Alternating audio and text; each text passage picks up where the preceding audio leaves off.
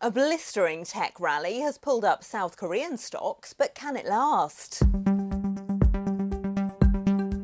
This is Sectors Up Close, and we're talking South Korea. The country looks like a big winner from the AI chip trade. Strong gains in chip makers, including Samsung and SK Hynix, have led the Kospi index to double in the last 6 months. Samsung alone has more than tripled in that time. Market-friendly tax and regulatory reforms are drawing foreign capital to a market that was long considered undervalued.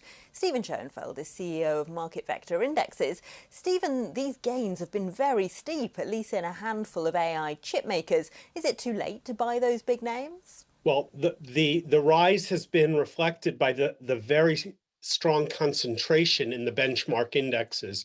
Whether you use the Kospi or our MarketVector Index or MSCI or FTSE, the two names that you mentioned, Samsung and SK Hynix, are almost over 40% of the index. So when they are rallying, it moves the whole market. And it's unfortunate because the reforms in the broader Korean market are quite real. And so I believe that one needs to be cautious given the speed of the run-up, not just last year, but this year, the market is up almost 50% in just 2 months. However, the underlying fundamentals and the reforms are a very positive change for the market. Do you think then, aside from the AI excitement around chip makers, that there's a broader case to buy Korean? I think there's several layers of cases to be bullish long-term on Korea while being cautious short-term. So for many years, the Korean regulatory authorities, the capital market players have wanted to remove what they call the Korea discount.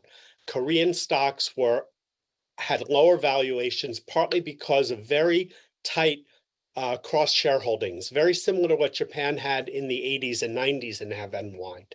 And there have been a series of government reforms that have been passed by the legislature, including personal involvement of the current prime minister to boost the Korean market by increasing shareholder value. And that is fundamentally a positive element. But is the whole market very at risk from any correction in AI stocks if two companies are making up 40% of the index? Short answer, yes. So either investors should perhaps wait for a little bit of a correction. We've seen how sharp those corrections can be in the US, or think very long term or diversify. So maybe buy some broader value companies such as the banks and industrials and reduce the overweight to the semiconductors.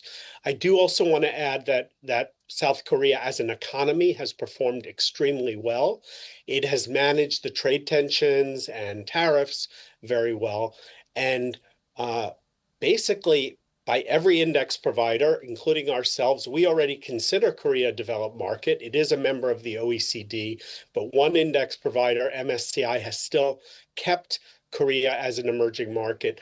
I believe that will change in the next few years, and that will provide another boost to the market. Well, that would be my next question. It was obviously, as you already said, long trading at a discount because of weak corporate governance. But for how much longer is anyone going to consider it an emerging market? And if its status is changing, is this the time to get in now? So, as I said, we at MarketVector already consider it a developed market, as do our peers at FTSE Russell and S&P Dow Jones indexes.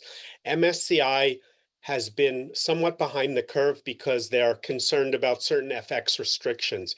All the small issues about market access are now being addressed by the Korean authorities, some of it by Ministry of Finance, some of it by the stock exchange.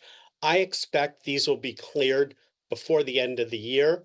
Given the MSCI process, it will take another year.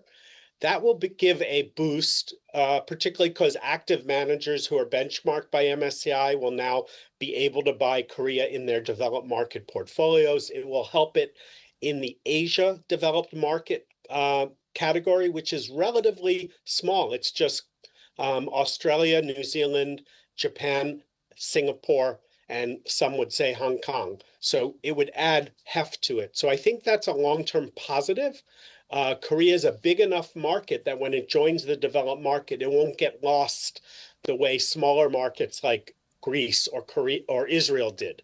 So I think it is a long-term positive, but the real reason to consider an allocation is the overall dynamism of Korean companies and the strength of the Korean economy. How then should foreign investors position? Should you stay away from these highly valued chip makers right now? Investors will get their first exposure through ETFs. Almost all the ETFs that are available in Europe and the US have this high concentration. If an investor can attenuate that tech risk and the chip risk, they could add some ADRs, for example, of big Korean banks. Or, as I said, you could wait for a correction. The only risk of that is you never know when the bottom is. So I would say long term, if your perspective is bullish on Korea, which ours is, you can buy, maybe buy slowly. But in the long term, we're very positive about the market. That was Steven Schoenfeld of MarketVector Indexes. Don't forget you can watch more videos on Reuters.com.